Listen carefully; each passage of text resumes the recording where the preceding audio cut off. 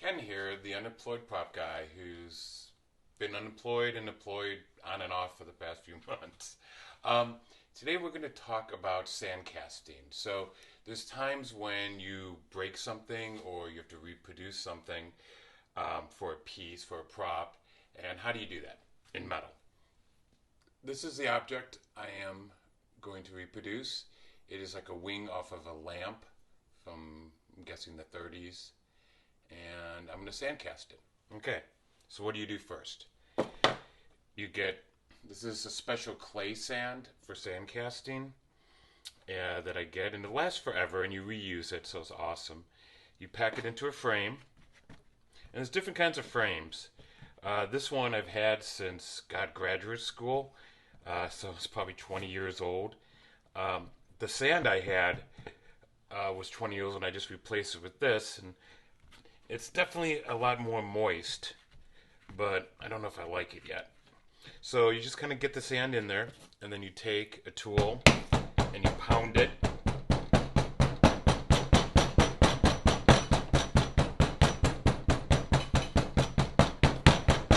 Like that, and that gets the clay, the sand, all firm.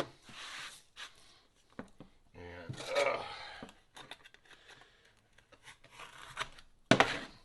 then you take some more of the sand and kind of break it up a little bit, get it a little bit more fine, and you fill in the void.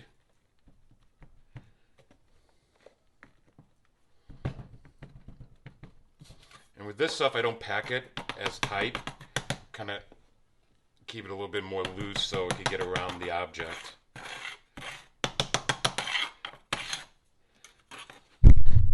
Oops, sorry about that. Just get it in there.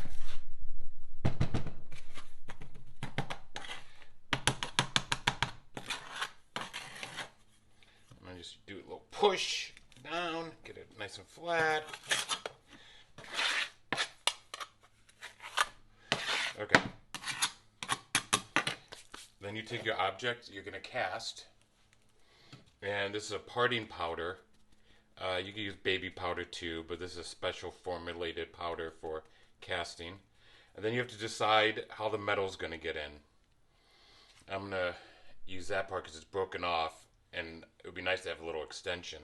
So you decide how you're going to do this. So I'm going to push it into the sand. Get it close to the neck. Just keep on pushing down.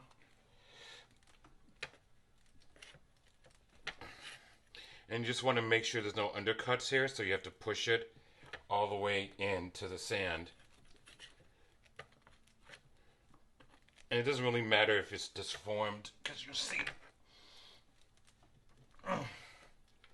Yeah, this sand is a little bit harder to work with than the other sand I had. But it's working. Okay. And then just make sure there's nice, the separation line would be nice. Okay. So after you do that, and this is a hard piece to do because it is so angled. Okay. So then you take your other part of the frame. Oh, before that, you got to powder. So the sand doesn't stick to itself. Then you put the top frame on. Throw in sand. Get more sand. Get it nice in there. Get the edges. You work the edges, working around to the middle. And you just want it thick enough that it's not going to blow out the side with the metal. And then just pound it in.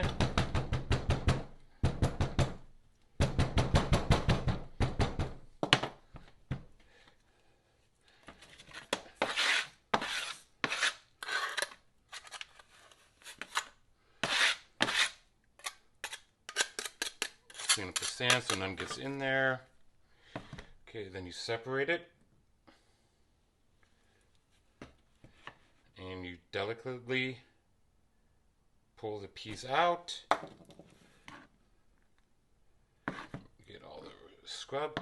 Then you need to make a gate for the metal to come in.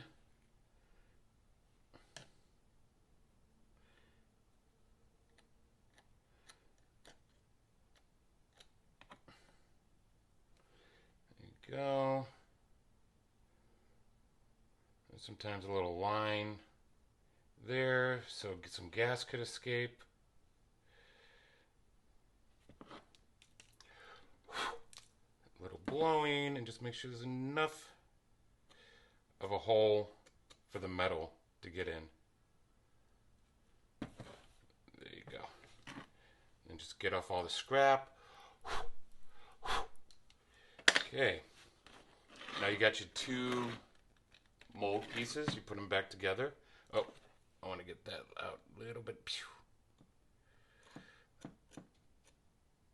Okay.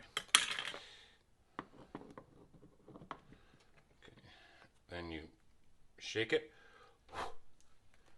and that should be a big enough hole for the metal to get in without any issues. And then I take it, I put a clamp on it,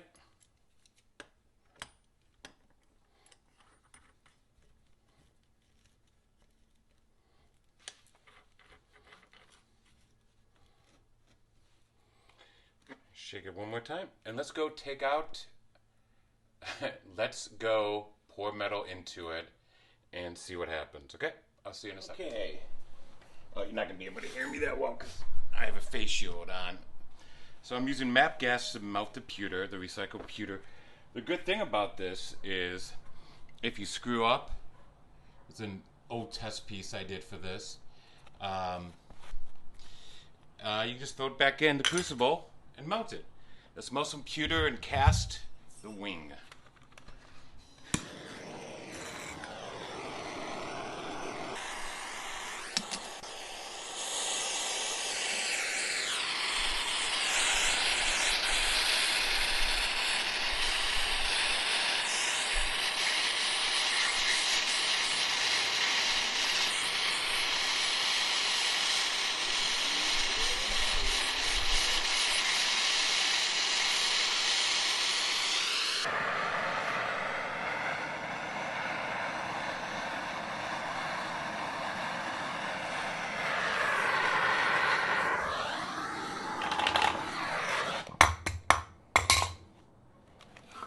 Okay, let's take it inside, or let it cool.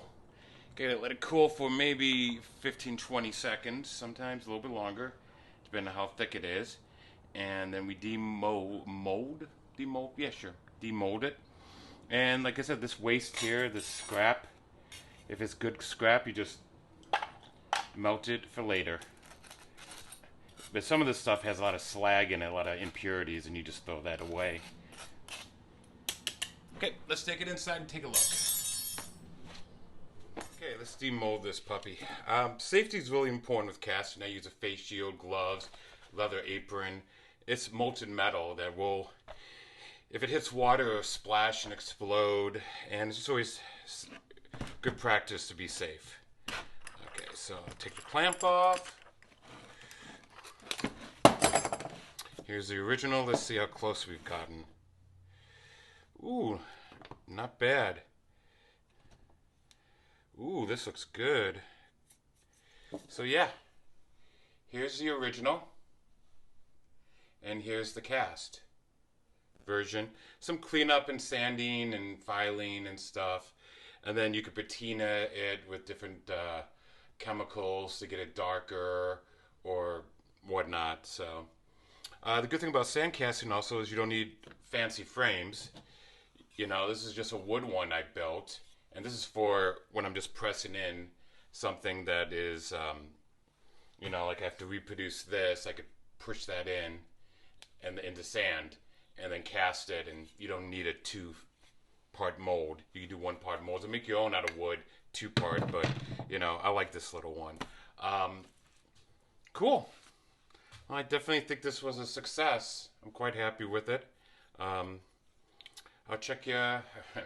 I'll check you. I'll see you on the next video. I know. I'm not the most entertaining person in the world, but I make fun stuff. So yeah, have fun. Buy some sand. You could get it on Amazon. Get some frames and some fire. And actually, the skillet or the crucible you saw me using was originally for casting lead bullets for long rifles for the black powder guns.